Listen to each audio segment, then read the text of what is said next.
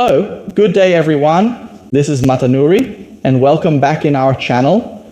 Wished you like this channel and the way we discuss matters. Please do like, subscribe and share the content and the channel as well. Wished you all the best of everything, and if you have something to say, please don't hesitate to comment down below. Thank you for having you here. Have a nice moment. God bless it. Thank you. Hello. And could only have happened with the full cooperation of the Philippines government? Yes, I mean, one of the problems, your previous contributor, I think, mentioned it, these two families being at war, originally at peace together, then you wouldn't have expected the Marcoses to provide evidence against Duterte. Now that they're at war, we hear that Marcos is prepared to cooperate. Consistent naman tayo, hindi tayo tumutulong sa investigasyon ng ICC. Meron tayong contact sa kanila, natural. Pero no, not on an official level. We didn't help them in any way. The arrest that we did today was in compliance with our commitments to Interpol. Trial at the ICC. Very good to have you with us here on the BBC.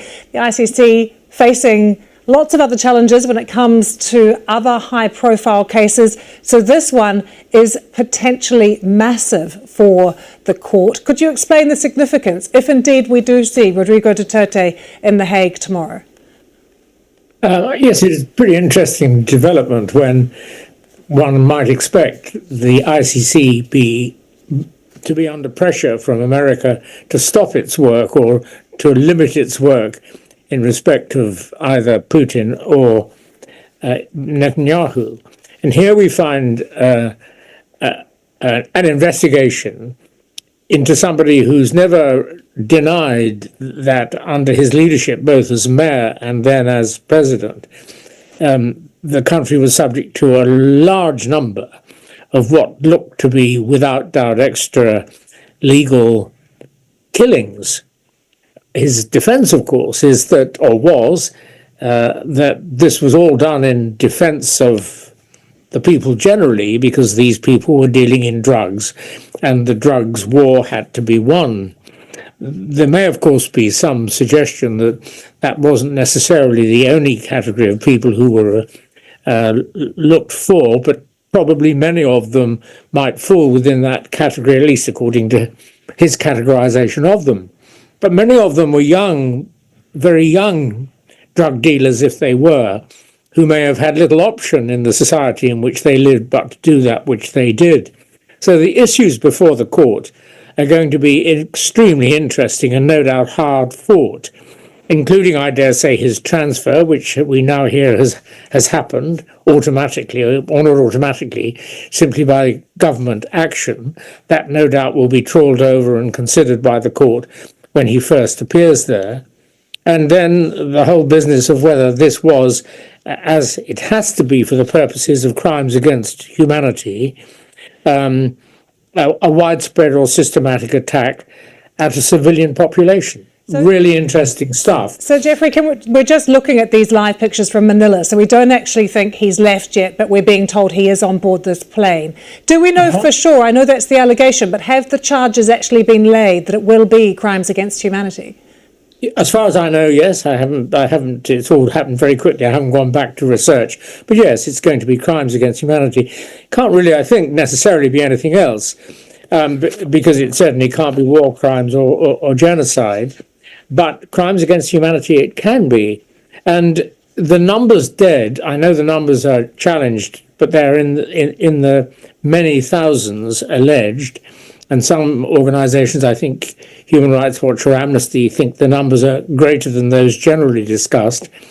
The numbers alleged would certainly, if crimes are committed with the sufficient purpose, they would certainly qualify as crimes against humanity. What is going to happen in the court has never been, I think, discussed before, that yes, these things happened, but they were done for an apparently good intention. Can I ask you about a technicality? Because we saw Rodrigo Duterte for many years mock the court, and he said that it was a threat to the country's sovereignty at one point, and then the Philippines was actually withdrawn from the founding treaty of the court back in 2019. Does that matter, or is the jurisdiction still there? Well, first of all, it was said that he organised the withdrawal because of his concern about being investigated. No, as far as I'm concerned, jurisdiction existed up and until that date, and I think you'll find the prosecution will say they've got enough evidence, both for his time as mayor and thereafter, to have him properly tried in the Hague. So what happens when he arrives, if indeed he gets on board this plane that we can see right now, about a 12-hour flight perhaps, to Europe and to The Hague? What happens next? Well, he'll be taken into custody, and there'll be all sorts of safety procedures applied then, and then he'll be taken to the court, and in due course he'll be asked to plead to an indictment. And this is all happening, and could only have happened with the full cooperation of the Philippines government? Yes, I mean, one of the problems, your previous contributor, I think, mentioned it, these two families being at war, originally at peace together, then you wouldn't have expected the Marcoses to provide evidence against Duterte. Now that they're at war, we hear that Marcos is prepared to cooperate.